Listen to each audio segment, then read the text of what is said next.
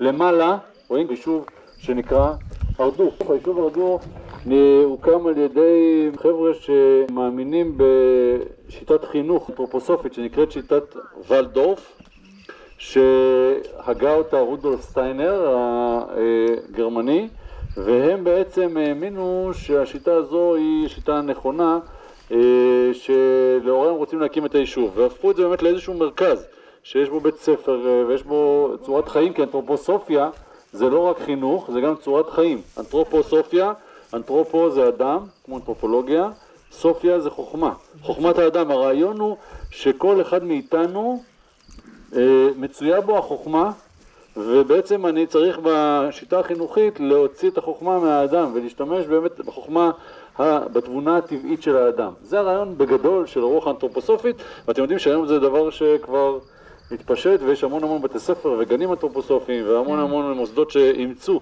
אבל אז כשהם הגיעו לפה בשנות ה-80 זה היה דבר חדש לחלוטין. הם כמובן קמו כחלק מתוכנית המצפים, הם בעצם עלו ליישוב וקיבלו את היישוב באמת לשבת פה ביישוב היפה הזה ולקיים גם אורח חיים אנתרופוסופי, כי זה לא רק חינוך, זה גם אורח חיים שלם שקשור לסיפור הזה של שיטת חינוך ושיטת חיים או דרך חיים של אנתרופוסופיה. ומה הקשר בין שיטת ולדורף לסלט ולדורף? ולדורף. אז מכירים ולדורף אסטוריה?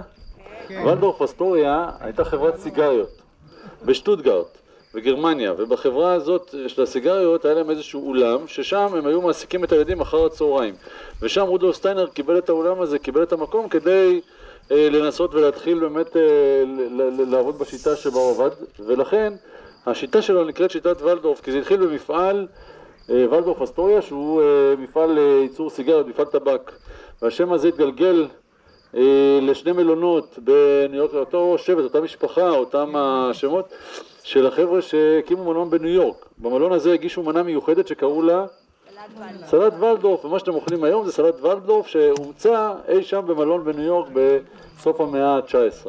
אז זה הוולדורף ווולדורף, והכל קשור לחינוך ולדורף בדרך כזו או אחרת, אבל זה הסיפור. אז רודולף סטיינר, שיטת חינוך אנתרופוסופית, ולדורף, ומי שבא לגור ביישוב הזה באמת הוא לוקח על עצמו את העניין הזה של לחיות בצורה הזאת, ויש להם בית ספר חשוב מאוד שהוא נחשב, קודם כל הוא היה חלוץ, הוא היה ראשון, והוא נחשב לבית ספר שהוא מרכז שבו לומדים איך ללמד, איך לעשות את זה. אנשים מגיעים לפה מכל הארץ כדי ללמוד את השיטה.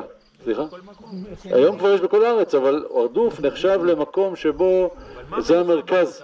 מה מיוחד בשיטה הזו? זו שיטה שאומרת, זה עוד פעם, זה תזה שלמה, אבל בגדול, כמו שאמרתי, החוכמה היא חוכמה פנימית. אז איך אני מוציא אותה? אני בעצם משתמש הרבה באמנות, במוזיקה. אני לומד לא בדרך של ליניארית נקרא לזה, אלא שיטת לימוד של תקופות. למשל עכשיו אנחנו בתקופה, סתם דוגמה, שאנחנו לומדים מוזיקה.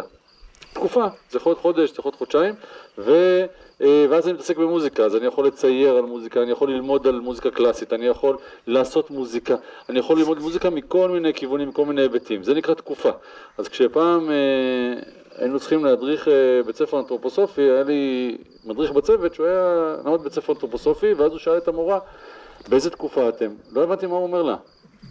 ואז התחלתי קצת להבין, אז זאת אומרת שמדובר על העניין הזה של למידה קצת אחרת, למידה שקשורה יותר לחומרים מהטבע. למשל בגן אנתרופוסופי לא יהיו צעצועים מפלסטיק, יהיו צעצועים מעץ, יהיו צעצועים מחומרים ממוחזרים, האוכל יוגש חס וחלילה לא כלים חד פעמי. זאת אומרת יש פה גם עניין של סביבה של טבע וגם עניין של באמת ללמוד בשיטה קצת שונה.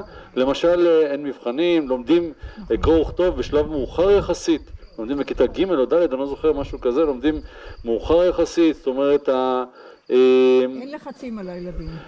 כל השיטה היא שיטה אחרת, יש הרבה ביקורות על השיטה הזו כמובן, אבל גם יש הרבה הצלחות. אנחנו רואים הרבה מאוד בתי ספר, גנים וכולי, זה משהו שפורח בארץ היום, כי ההבנה היא שיש פה משהו שרואה את הילד בצורה קצת אחרת, ובעצם הרעיון הוא שגם המחנך תופס מקום מאוד מרכזי בלהוביל את הילד דרך התקופות האלה ודרך נושאי לימוד שונים, וכל נושא להקיף אותו לא רק ברמה התיאורטית העיונית, אלא ברמה המעשית, ברמה של האומנות, ברמה של החוויה.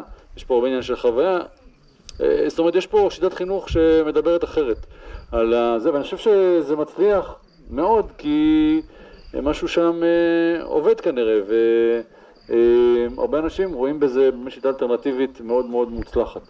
אז זה הרעיון, והרדוף הם באמת המייסדים של הסיפור הזה.